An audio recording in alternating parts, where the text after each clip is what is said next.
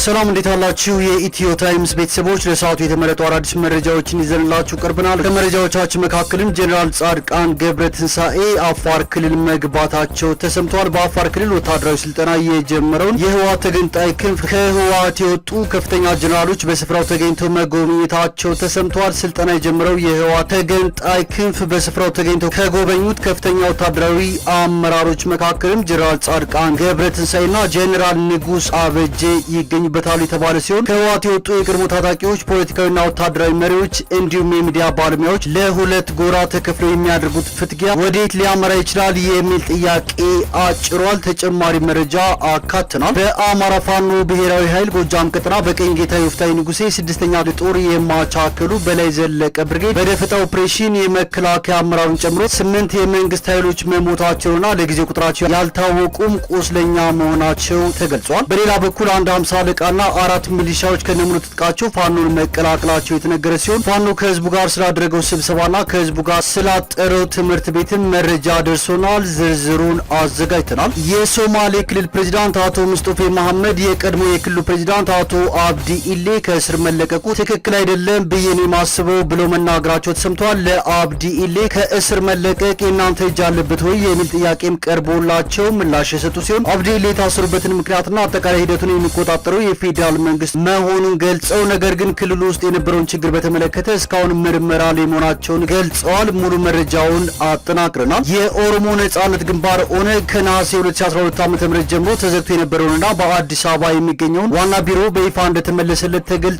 ስራ ለመስራት ህዝባችንን ለማወያየት ሀሳባችንን ለመነጋገርና ለመምከር ክፍተት ፈጥሮብን የነበረው አንዱ የዚሁ የቢሮ ጉዳይ ነው ሲሉም የፓርቲው የህዝብ ግንኙነት ኃላፊ አስረድተዋል። ድርጅቱ ከ200 በላይ ጽህፈት ቤቶች እንዳሉትም ተመላክቷል።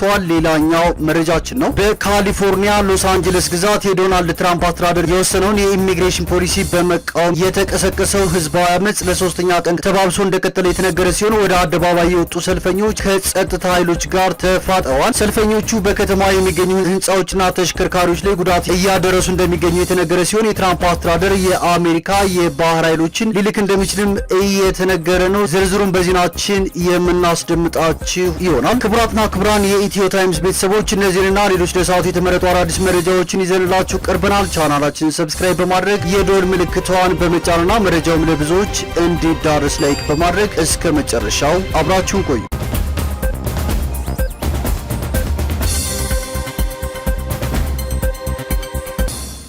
የቤት ውስጥ ሰራተኞችን የሚመለከተው ኮንቬንሽን 189 እንዲጸድቅ ጥረት እያደረግን ነው ሲል አንድነት ኢትዮጵያ የቤት ሰራተኞች ማህበር አስታወቀ።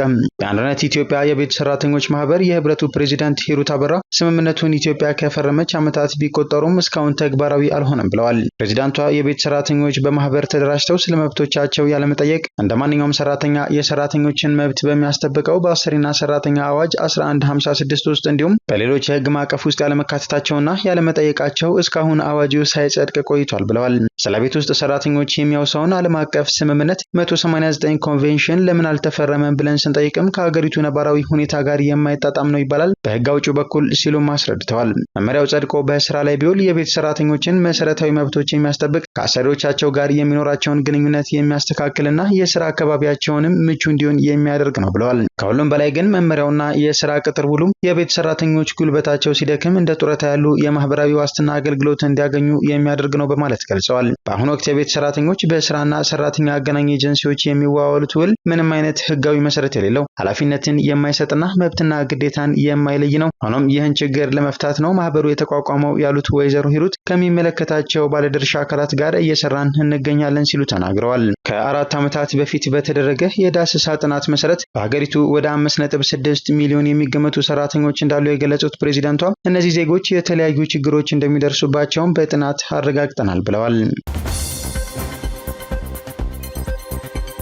የኢትዮጵያ ልማት ባንክን ጨምሮ ሌሎች አበዳሪ ተቋማት ከዚህ ቀደም ሲሰጡት የነበረውን ብድር ለማስቀጠል ፈቃደኛ ባለመሆናቸው የግብርናውን ዘርፍ ለማሳደግ በማደርገው ጥረት ላይ እንቅፋት ሆኖብኛል ሲል ግብርና ሚኒስቴር አስታወቀም። በሚኒስቴር መስሪያ ቤቱ የግብርና መዋዕለ ንዋይ ምርትና ግብይት መሪ ስራ አስፈጻሚ አቶ ደረጃ አበበ እንደገለጹት እንደ ሀገር የማክሮ ኢኮኖሚ ማሻሻያ መደረጉም ምጣኔ ሀብቱ ላይ የራሱን ተጽዕኖ እያሳደረ ይገኛል። ይህንን በመቅረፍ የግብርና መዋዕለ ንዋዩን ለማሳደግ ደግሞ አበዳሪ ባንኮች የተለያዩ ምክንያቶችን በማቅረብ ብድር ከልክለዋል ሲሉ ተናግረዋል። እንደ ሀገር ባጋጠመ የገንዘብ እጥረት፣ በጸጥታ ችግርና በመሰረተ ልማት አለመሟላት ዘርፉን ለማሳደግ በሚደረገው ጥረት ላይ ተግዳሮት መሆኑን ገልጸዋል። ባለሀብቶችም ከገቡበት ስራ በመውጣት በተለያዩ ህገወጥ ስራዎች ላይ በመሰማራታቸው ምክንያት ተጨባጭ የሆነ ለውጥ እንዳያመጡ እንቅፋት እየሆነ እንደሚገኝ ተናግረዋል።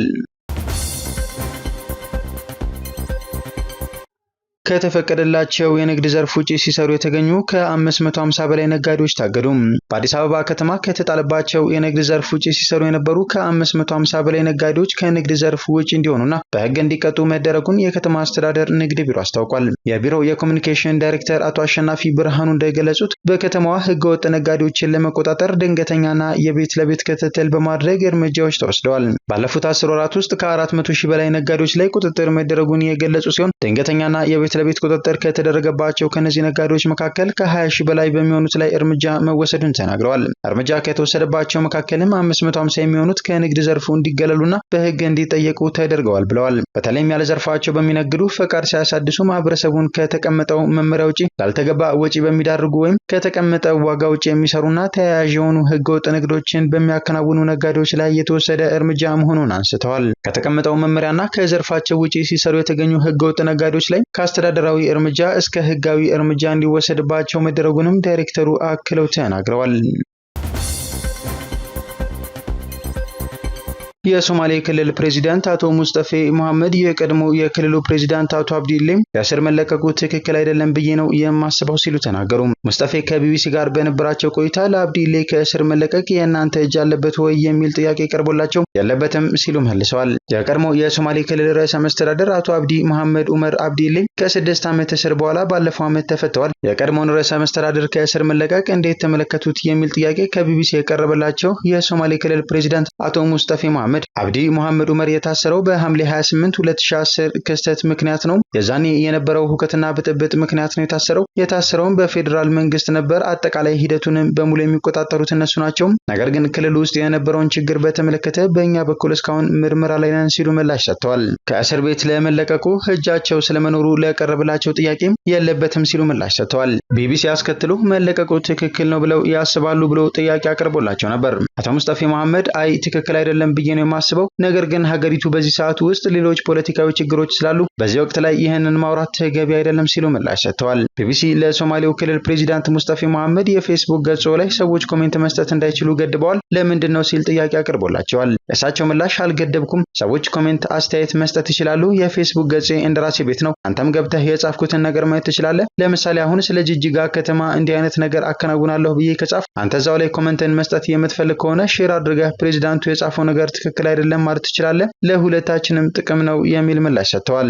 አክለውም በእኔና በሰዎች መካከል አለመግባባት የሚፈጥረው ነገር ምንድነው? እኔ የምለው ሼር አድርጋችሁ እዛ ላይ ሐሳባችሁን ጻፉ ነው። እነሱ የሚሉት እምቢ እይታችንን የምንጽፈው በአንተው ፌስቡክ ላይ ነው የሚል ነው ብለዋል። አንዳንድ ሰው የገዛ ቤቱን መቃሚያ ሊያደርግ ይችላል። ሌላ ሰው ደግሞ ከዚህ ተቃራኒ የቤቱን ንጽህና ሊጠብቅ ይችላል። አንዳንድ ኮሜንት መስጫውን ክፈት የሚሉ ሰዎች የኔ ፌስቡክ ገጽ ላይ ስለ ብሔርተኝነት የጥላቻ ንግግር ማውራት የሚፈልጉ ሰዎች ናቸው። እኔም አልፈልግም ሲሉ ምላሽ ሰጥተዋል። ቀጥለውም እኔ የምፈልገው በእይታ ከኔ የሚለይ ነገር ያለው ሰው ፌስቡክ አለው፣ ራሱ ፌስቡክ ይጻፍ፣ ማንም አይከለክለውም። ስለዚህ ከሚዲያ ነጻነት ጋር የሚቃረን ነገር የለውም። ግን እኔ የገጹን ስነ ምግባር እየጠበቅኩ ነው ያሉ ሲሆን የዓለም መሪዎችም ይህንን ነገር ይፈልጋሉ ብዬ አስባለሁ። ግማሾቹ አሁንም ያደርጉታል ሲሉ አክለዋል። እነ ጄኔራል ጻድቃን ገብረትንሳኤ ከህወሓት ተገንጥሎ ወታደራዊ ስልጠና የጀመረውን ቡድን ጎበኙ። በአፋር ክልል ወታደራዊ ስልጠና የጀመረውን የህወሓት ተገንጣይ ክንፍ ከህወሓት የወጡ ከፍተኛ ጄኔራሎች በስፍራው ተገኝተው መጎብኘታቸውን ለጉዳዩ ቅርበት ያላቸው ምንጮች ገልጸዋል። የህወሓትን ለሁለት መሰንጠቅ ተከትሎ ከደብረጽዮን የተገነጠለውና በጌታቸው ረዳ ይመራል የተባለው ቡድን በአፋር ክልል ሰራዊት ማደራጀትና ወታደራዊ ስልጠና መስጠት መጀመሩ ከዚህ ቀደም ተዘግቦ ነበር። ከሰሞኑ ደግሞ ከህወሓት የወጡ ከፍተኛ ወታደራዊ አመራሮች ቡድኑ ስልጠና በሚወስድበት የአፋር ክልል ተገኝተው መጎብኘታቸው ተሰምቷል። በአፋር ክልል በሚገኝ ነጻ መሬት ወታደራዊ ስልጠና የጀመረውን የህወሓት ተገንጣይ ክንፍ በስፍራው ተገኝተው ከጎበኙት ከፍተኛ ወታደራዊ አመራሮች መካከል ጄኔራል ጻድቃን ገብረትንሳኤና ጄኔራል ንጉስ አበጄ ወዲራያ እንደሚገኙበት ተነግሯል። ከዚህ ቀደም በአፋር ክልል የትጥቅ ትግል ለማድረግ እንቅስቃሴ ጀምሯል የተባለውን የህወሓት ተገንጣይ ቡድን የቀድሞው የኢትዮጵያ መከላከያ ሰራዊት ጠቅላይ ኤታማዦር ሹም ጄኔራል ሳሞራ በስፍራው ተገኝተው ጎብኝተዋል ተብሎ ተዘግቦ ነበር።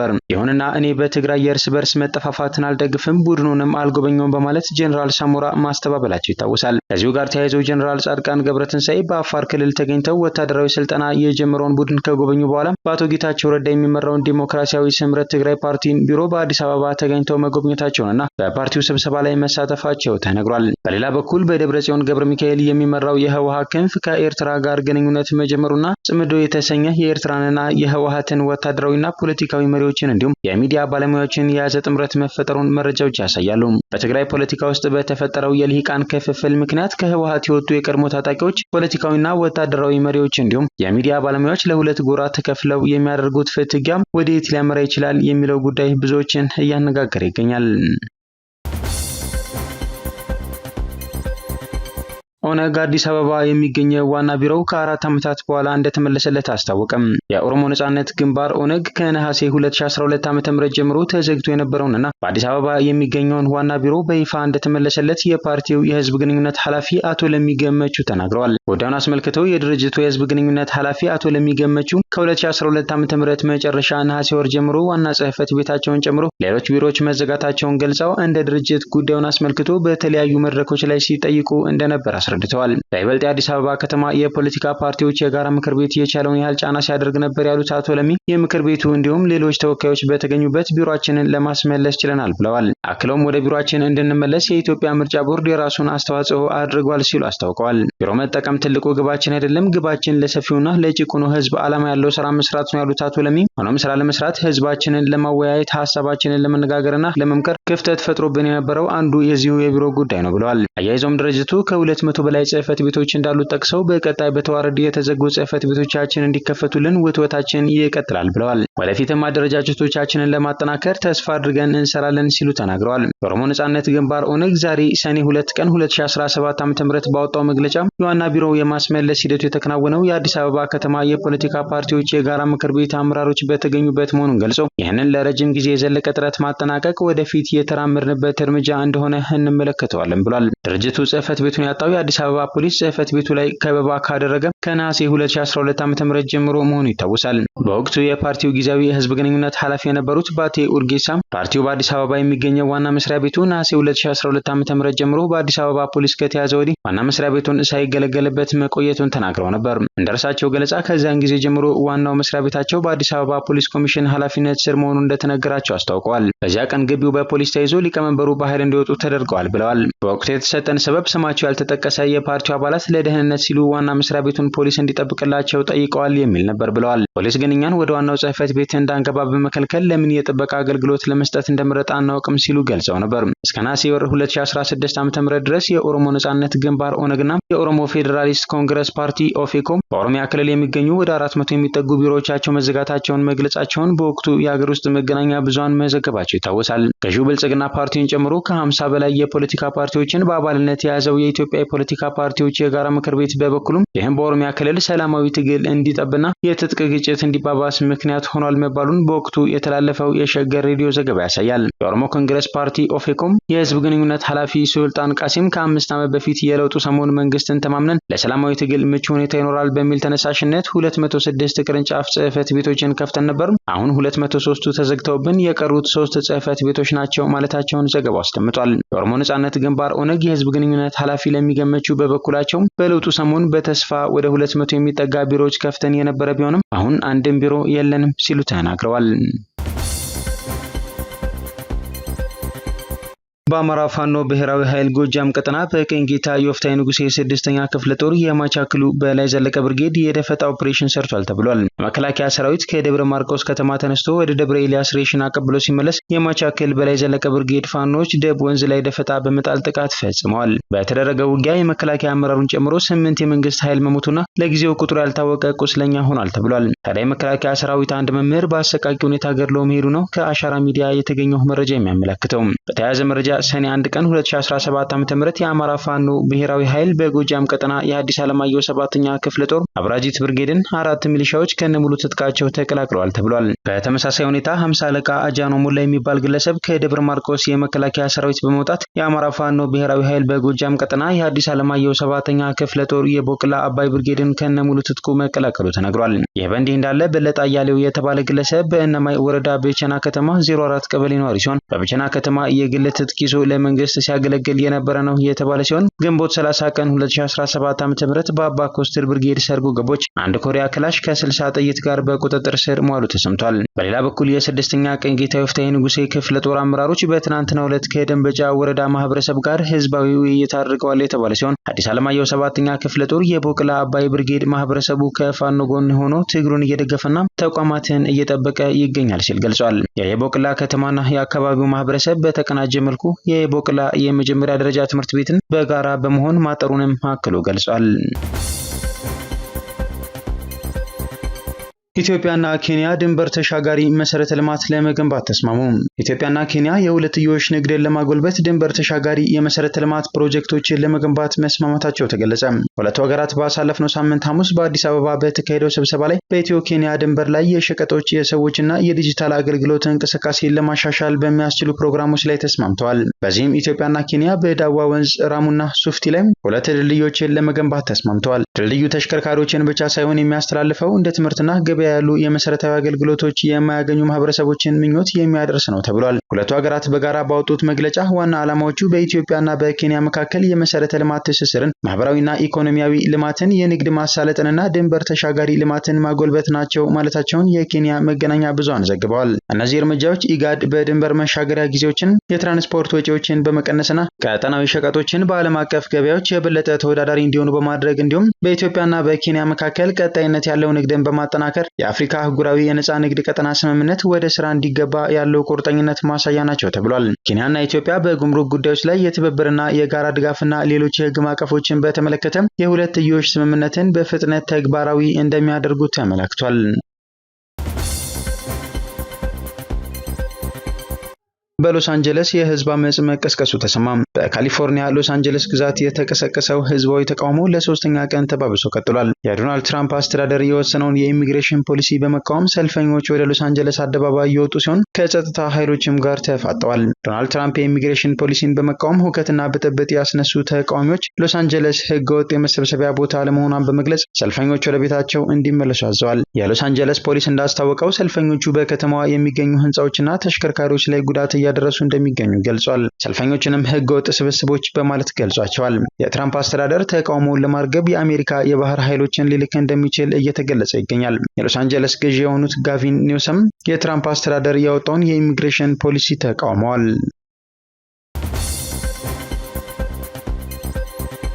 በሱዳን ዋና ከተማ ከ100 በላይ አዳዲስ የጅምላ መቃብሮች መገኘታቸው ተሰማ።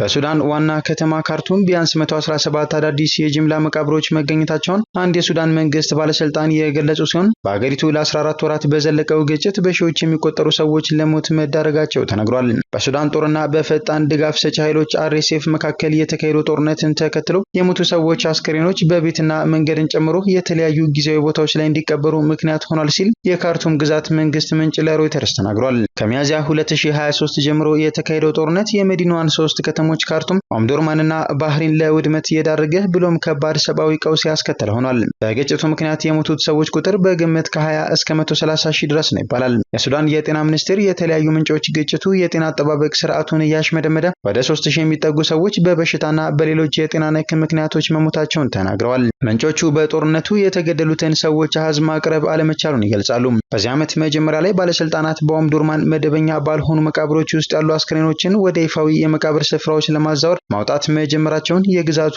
ባለስልጣናት ተናግረዋል። ሂደቱም ከሁለቱም ተፋላሚ ወገኖች የተውጣጡ ወታደራዊ አባላት አስክሬን በቁፋሮ ከተቀበሩት በማውጣት እውቅና በተሰጣቸው የመቃብር ስፍራዎች መቅበር ይገኝበታል። ታዲያ እነዚህ አዲስ የተገኙት የመቃብር ስፍራዎች በአቅም ልዩነት ያላቸው፣ አንዳንዶቹ በደርዘን የሚቆጠሩ አስክሬኖችን የያዙ ሲሆኑ የተወሰኑት እስከ 3 እና 4 ሰዎች አንድ ላይ ተቀብረውባቸዋል። ግጭቱ በ10 ሺዎች የሚቆጠሩትን ገድሏል። ሚሊዮኖችን የሀገር ውስጥ ተፈናቃይ አድርጓል። በ100 ሺዎች የሚቆጠሩ ደግሞ ወደ ጎረቤት ሀገራት እንዲሰደዱ ማድረጉ ይታወቃል።